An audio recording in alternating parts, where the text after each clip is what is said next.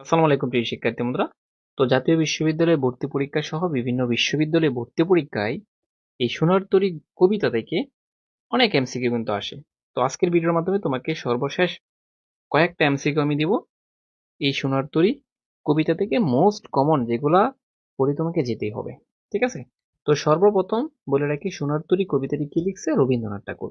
এখন দেখো আমি বলেছিলাম যে রবীন্দ্রনাথ ঠাকুরের তোমার কি করতে যে জন্ম সালটা মুখস্থ করতে হবে 1861। ঠিক আছে?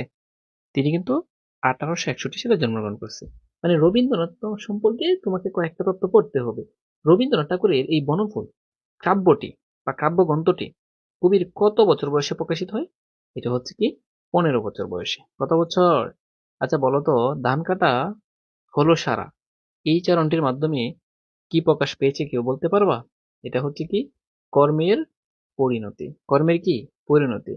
আচ্ছা পরপারে গ্রামখানি কিরূপ বলতো? এই যে আঁকা ছবির মতো মনে আছে সোনার তরী।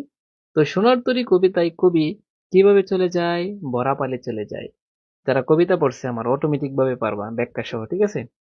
কুলে একা বসে আছি নাহি ভরসা, এখানে কুল শব্দটি কিসের প্রতীক হিসেবে ব্যবহৃত হয়েছে? হুম বলতো? এটা হচ্ছে ইহজগৎ। উত্তর হচ্ছে কি 1 নাম্বারটা। ইহজগৎ। তো এরপরে দেখো ভাড়া কি? ভাড়া শব্দের অর্থ কি? ভাড়া মানে হচ্ছে দান রাখার পাত্র। দান রাখার কি পাত্র। বাংলা ভাষায় আমরা যেটা বলি ঢুলি। ঠিক আছে? এটা কিন্তু অনেকেই অনেক ভাষায় বলে এটা। হ্যাঁ, আচ্ছা যাহা, এই যে শেষের লাইন, যাহা লয়ে চিনু বলি। সো এই কথার মধ্যে কি প্রচ্ছন্ন রয়েছে?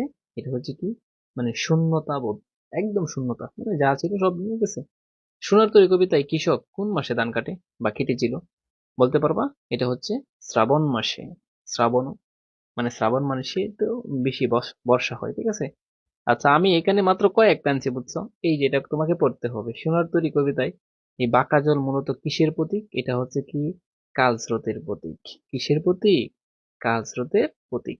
তো তুমি বলো তো সোনার তরী কবিতায় এই যে বিদেশ আছে, বিদেশ কিসের প্রতীক হিসেবে ব্যবহৃত হয়েছে?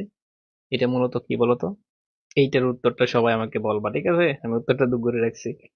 আচ্ছা এরপরে আমি যদি তোমাকে বলি, এই যে দেখো এটা পারবা। কৃষককে দেখে সোনার তরীর মাঝির কেমন অনুভূতি হয় বলতে পারবা এটা? তিনি হচ্ছে নির্বিকার থাকে। উত্তর হচ্ছে কি 2 নাম্বারটা।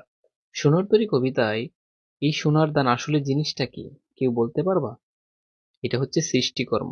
হুম ওগো তুমি কোথা যাও? কোন বিদেশে? বিদেশ সেখানে